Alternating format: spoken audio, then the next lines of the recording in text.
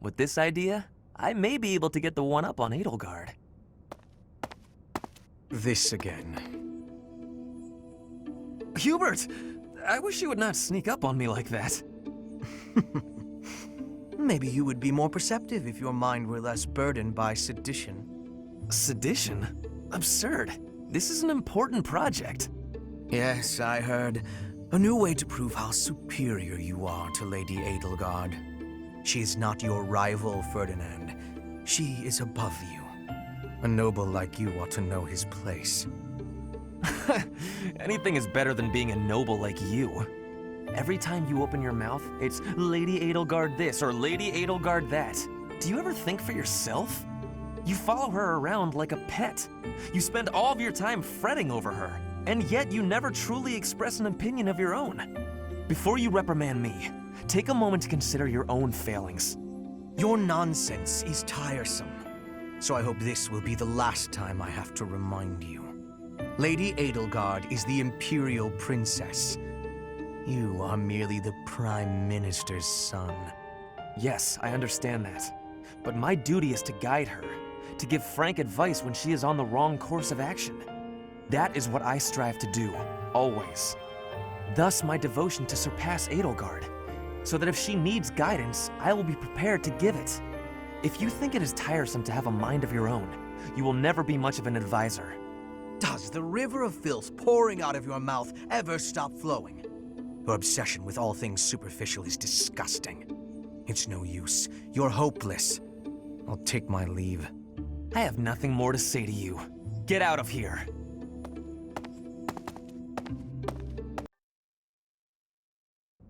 Show them this letter. Threaten them. Do what you must. Now go. Yes, sir.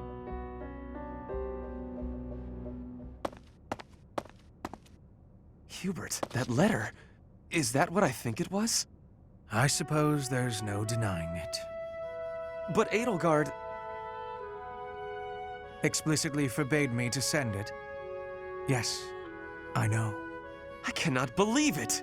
You disobeyed a direct order? I thought you were her loyal aide. Unwaveringly. All that I do for her. I seem to recall you expressing a similar sentiment. It is our role to guide her when she is on the wrong course of action. Is that not what you said? You are not supposed to do it in secret.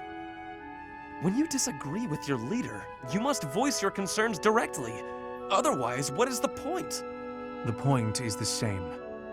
Lady Edelgard's best interests are served whether she knows it or not. She needs not trouble herself with the mundane details of my actions. Only results matter. You are sorely misguided. When I believe that Edelgard is making a mistake, I tell her as much. Through discussing the matter, I sometimes find that I was mistaken. To skip that process, to make a decision that is not yours to make. Perhaps your advice is simply useless then. Excuse me? Listen to yourself. If I do as Lady Edelgard requires, then you tell me to be more independent. But if I tread my own path, I am misguided. I suppose the fault is mine for expecting any useful advice to come out of your mouth. Ugh, I have had enough of your grousing. To think, I started to believe you were a useful aide.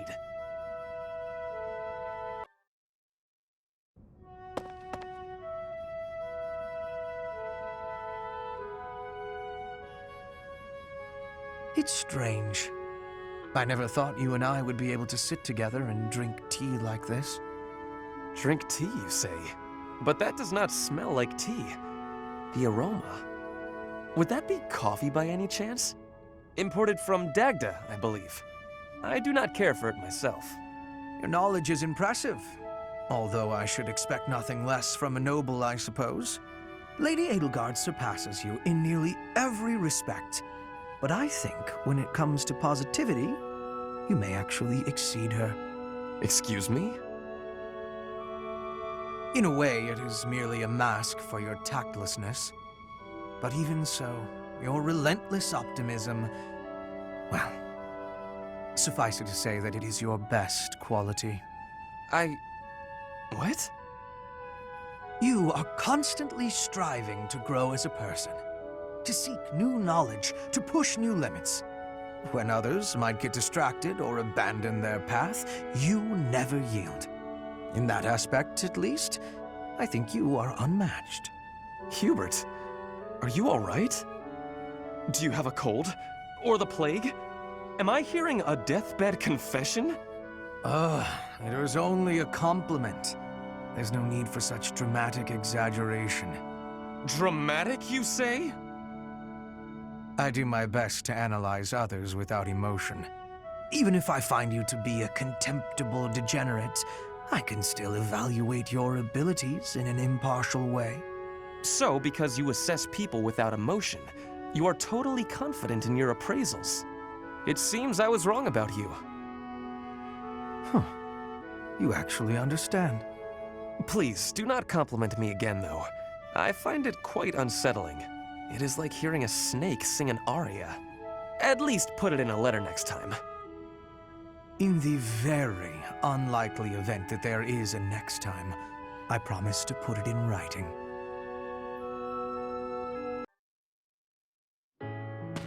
Hello, Ferdinand. Wait, that aroma. Your nose is as sharp as ever, Hubert. Yes, it is a bag of fresh coffee beans. Why did you buy coffee? You said you don't care for it. My stance has not changed. Drab, bitter, with that muddy texture. If I have even a sip, my hands start to tremble. Rather harsh. What are you doing with it then? Well, you see, but wait a moment. What is that? Is that an imported tea from the East? It is indeed. Keen eyes. Flaunting my favorite drink right in front of me. And you do not even drink tea. Fiendish. It is for Edelgard, I assume. Before I answer that, I would like to know what you are doing with the coffee. Well, Is it a gift? Perhaps for someone you fancy? A gift, yes. For you. Who is the unlucky... Did you say for me? This coffee is a gift for me. Have I heard you correctly? Yes, that is what I said. A noble does not go back on his word. Just take it. I should decline. Why?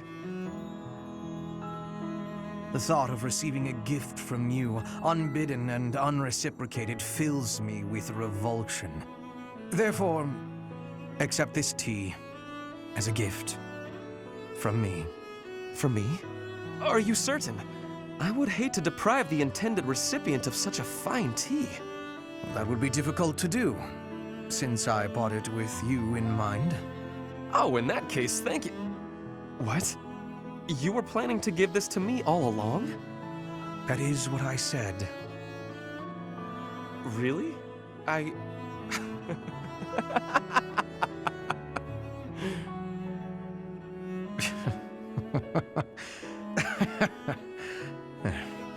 Only one thing to do. We must take a tea break. Very well. But tea is not what I will be drinking. Of course. I will make you some coffee. Then I will prepare the tea.